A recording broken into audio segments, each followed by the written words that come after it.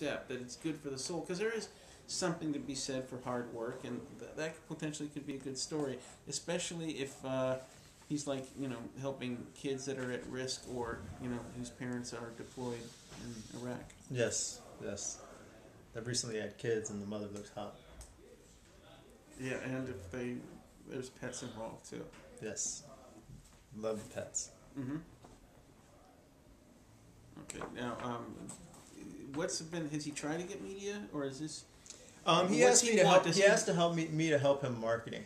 Okay, marketing wise. All right, so I was thinking of using the new media to do it, and do some YouTube videos to do it, instead of passing out his flyer. I guess with the YouTube videos, you have to kind of get them to places. Now, for instance, there's a group of websites called Examiner.com, and what they allow is people to, you can become a writer of the page. You could do San Diego car detailing, or you could find somebody that's doing San Diego car detailing or San Diego raising kids. You can find a topic, and then you can try and, sometimes the bloggers put their email addresses, sometimes they don't. Sometimes you actually have to go on the internet and find the columnist for Examiner.com, and then, reach them through Facebook. But I mean, a lot of times these bloggers are looking for information, so you can go.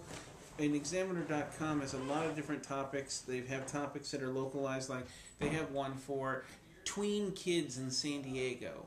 So, you might go to that columnist and let them know. Now, that's great. You're getting new media, but like I had a client who we got an article on Examiner.com, and she got, it's like Examiner.com, because it has so many different pages. It's like, oh, it looks huge. But on the other hand, it's like, how many actual hits did you get from that? 3. So, that's one of the other things about new media, is that it, you might get people who, the content might be really sticky. If you're looking exactly for, say, car detailing, kids advice, mentoring, and there's a page on that, you're going to get people that are looking directly for that, but that might only be 1 or 2 people. So that's sticky. On the other hand, trying to go for a traditional old media outlet such as a TV show, you might get more people, but they might be just passing by, and they'll say, oh, that's neat, but they won't be felt like they need to act. One example that I use the social media is, if I want to connect with somebody, I'll shoot a loose video that I just put it in there, put information saying, hey, I'm looking for somebody to do this. Hey, I'm looking for somebody to do that. I had this person, I was interested in doing an event around stimulating the economy with people for jobs.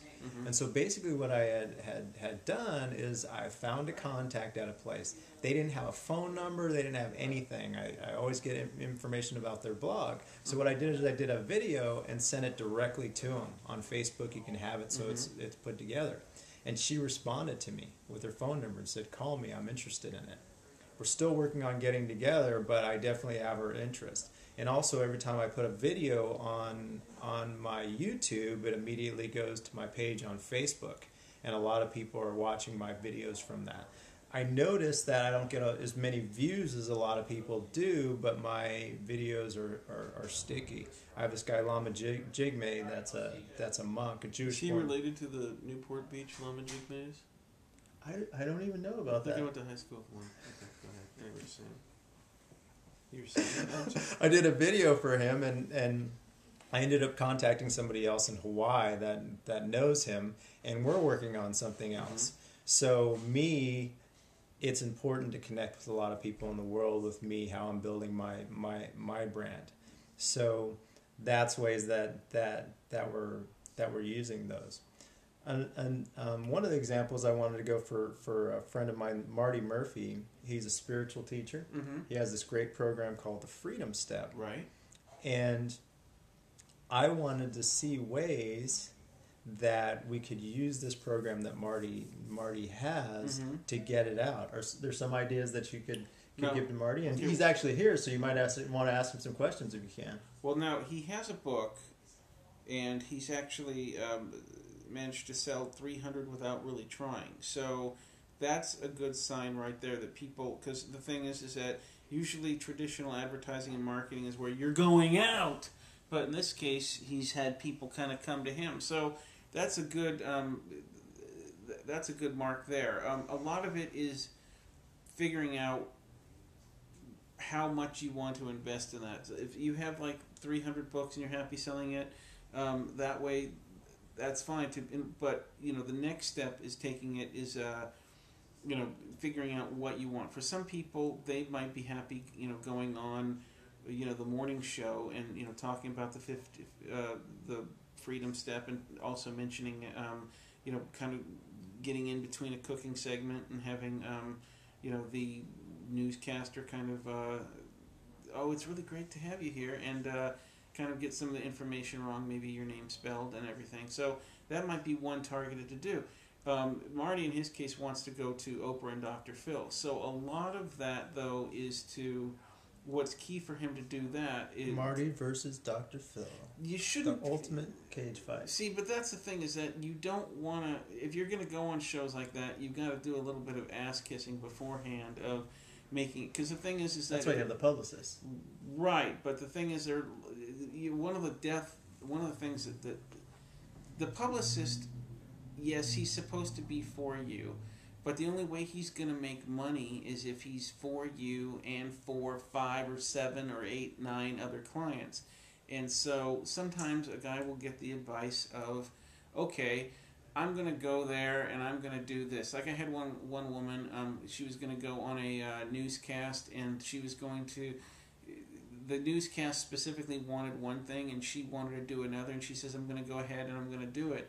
I said, don't tell me you said that, because, I knew that it might be something that would tick off the TV producer, because, they're live TV, they have it very segmented, they have all this stuff, and if she does something that kind of is something that they can't do, either because they have a pre-existing deal with an advertiser or something, I knew it was going to kind of like potentially burn a bridge with me. So I have to kind of...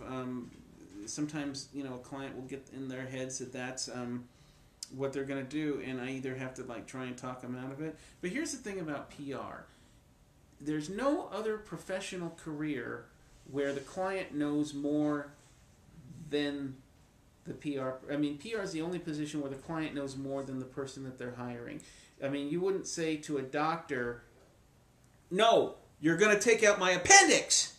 You wouldn't say to a lawyer, "No, we're going to plead not guilty by reason of Twinkies." And you wouldn't say, "No, that hard disk drive, it wasn't the hard disk drive that's broken, it's the USB port." But PR, because PR people have to schmooze and get along with people, is the one career where the client is always more of an expert than the PR person. So, you get a lot of... and so... That's one of the difficulties, because the client, you can prepare the client, you can be honest with them, you can kind of do what you can to build them up, but then the client's going to do what the client's going to do, and a lot of time at that point the PR person's in damage control, because he's got to protect the relationships with the people who are on TV. Now, in the advantage of new media is that there's so many bloggers that if you burn a bridge or two there, you can go to the next person, and but... One of the things, like with you don't want to, the TV show is successful for a reason. They have their own thing. They want a guest that's going to work in what they're looking for, and at the same time, their thing was they'll get you the exposure. They'll hopefully spell your name right. They'll hopefully provide a link to your website on their website. It used to be they would just say, "Oh, click here to www.simpleguidemd.com." Instead, they now go to our site and find out information how to reach Stephen Jones. So, a lot of times you do have to kind of play the game in order to get there. Dr. Phil played the game with Oprah in order to get on Oprah, and then after that, he got to be Dr. Phil and created his own show. I've never actually seen the two at the same time. I think they are the same person. Now, let me give you an example. Our friend Deanna Lorraine, she's a dating coach, okay? She... one time she came to me and she said, I really got to come up with a Valentine's Day pitch.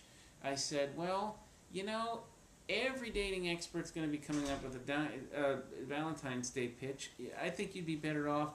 Right now we're in the middle of a recession. Why not come up with dating tips for the unemployed? Because as you know, being unemployed is like the least attractive thing to date. Hey, what are you doing? Oh, I don't work at all. Oh, I want to date you. No, it doesn't happen. So what we did was we came up with ideas. We said, okay,